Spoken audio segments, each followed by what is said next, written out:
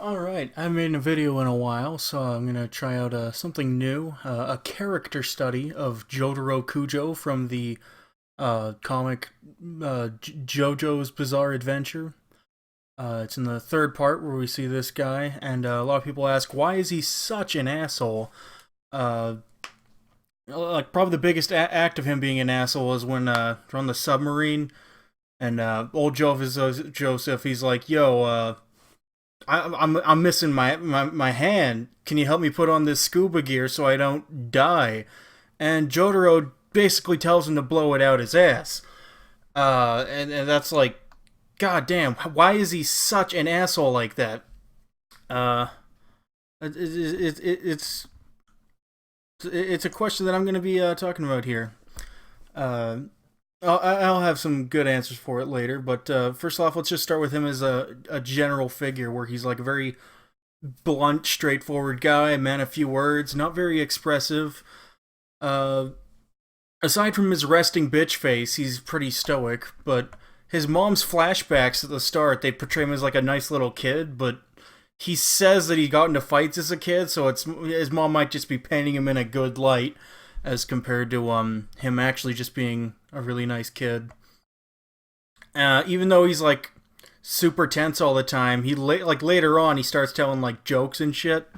Or at least some funny shit. Like at the end of the video game dude, Terrence Darby, whatever, the Darby, where he's like, "Are you gonna punch you with my left or right hand?" Like they're about to fight. Like it's at the very end. He just throws out a fucking joke like that. You're laughing your ass off. Or when he tells Dio, he's like, "Oh man, you ripped my like $2,000 pants or whatever the fuck." Yeah, that's some funny shit, and he actually learned it from Kakuin. Like, let's load this up, where where he's like, "Oh, just kidding." All that.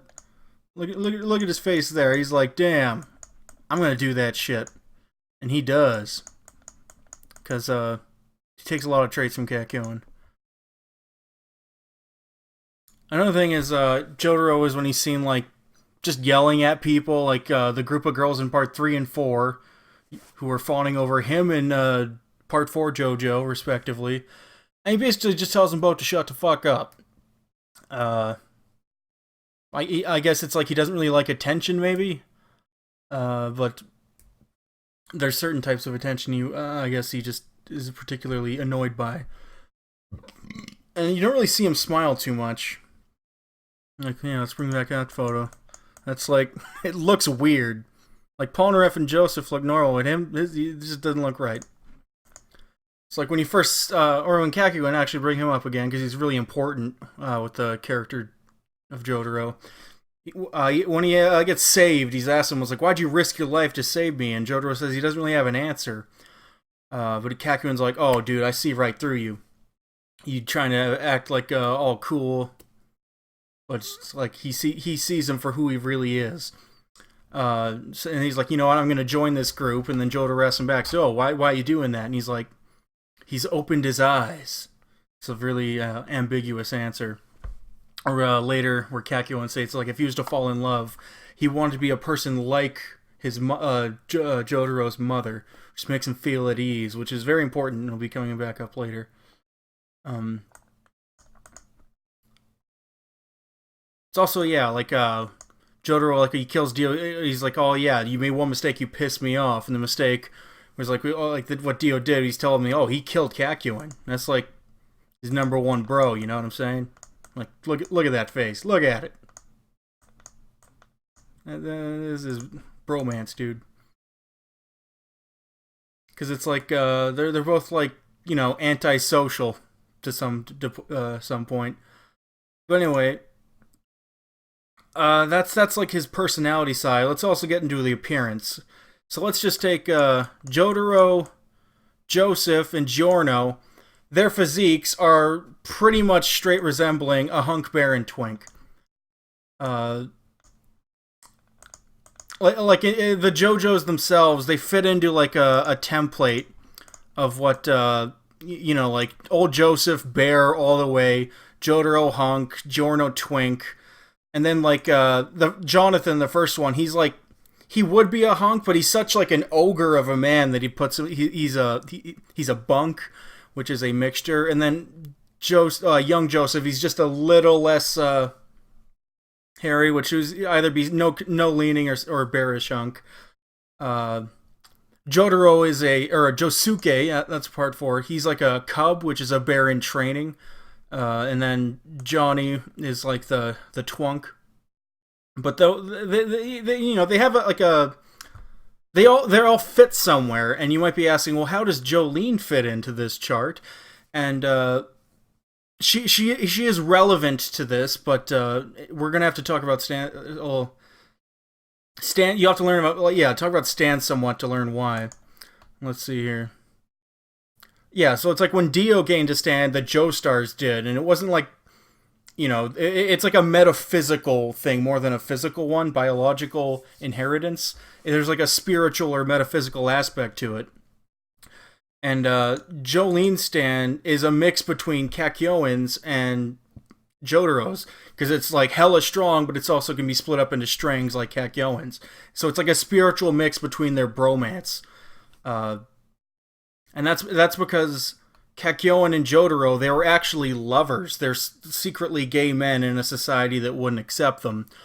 And when Kakyoin saw right through him, that's what he meant. Because Jotaro, he's not comfortable expressing himself in society, because he's not, like, the society, like, in 1980s Japan, it wasn't, like, hellish, but it's not really comfortable for gay men. And he's always acting like really like his most callous thing, acting like when he's telling Gramps to fuck off for the scuba gear. It's in front of Kakyoin. He's trying to establish his masculinity in front of him, because it's the only way he knows how to express himself in that world of like a delinquent Japanese high school kid in the 80s. So it's every time he's lashing out, it's just to look cool in front of Kakyoin. And it's another thing that's like for a gay man at that time period, your main enemy in some way is society itself, or in other words, the world, which is the allegorical importance of Dio Stan. He has a lot of importance, metaphorically and literally for the character of Jotaro. I'm only going to focus on Jotaro for now, though, because it's like when Avdol, when he's talking about his memory from first meeting Dio, it's he says he had like a weird sensuality about him, like you wouldn't expect from a man, because Dio he's very comfortable with his sexuality, and he's like the exact foil of Jotaro as a result of that. He's comfortable with his sexuality. He's very expressive, charismatic, and he's totally evil. He's like the opposite in every way. He's also like blonde hair, very light as opposed to dark. He's just like a foil in every regard. And when Jotaro defeats Dio, he both defeats literally the world and figuratively the world, because he's finally conquered his sort of his sort of fear of being himself. That's always a lot more comfortable in the later parts, but since he's lost Kakyoin, he's still like a fraction of himself, so to speak. Like when the women are when he yells at the women in part 4, it's almost like not of anger but of grief, because it's like he sees them fawning over Josuke, but it's like he knows that's a type of adoration that he won't feel the way he wants it to, where it was Kakyoin. Here, what's this image? Like, yeah, when Kakyoin comes back, it's like, look at that smile, that face. It's beautiful. And he wasn't comfortable since Kakyoin was killed by Dio. This is the world. It's important to understand that that's why Jotaro was never comfortable afterwards. Like, he entered a marriage which he knew would never work, because it's like it couldn't work. He was a gay man, so it falls through. But from it came Jolene, who is who stand as the spiritual equivalent of both Kakyoin and Jotaro's, which is where she fits into the triangle, sort of. She's like she transcends it in some way. And another thing to note is that stands are the physical manifestation of their psychological energy, and it should be noted that Star Platinum's most probably dominant trait is the size of his ass, which strongly implies that Jotaro is a power bottom. Which makes a lot of sense, because it's like he can generate a tremendous amount of force from the bottom, but it's also Kakyoin stand, where it's not actually humanoid. It's made up of several thick strings that he can manipulate to his will, and even manipulate people if he uses the strings to enter one of their orifices. And it's almost like a second reason why Kakyoin needed to leave the Crusaders crew to heal. One was that his eyes were slashed, and another is that Jotaro probably destroyed him because he's such a power bottom. Like, look at the size of that. And Kakyoin returns a new man. Like, he's ready for it. He's healed up. He can handle it. He can handle the world, or at least that's what he thought. Because Kakyoin, very intelligent, very brave. But the world was for Jotaro to conquer, and not him. And that's the takeaway from this, is that Jotaro is a power bottom.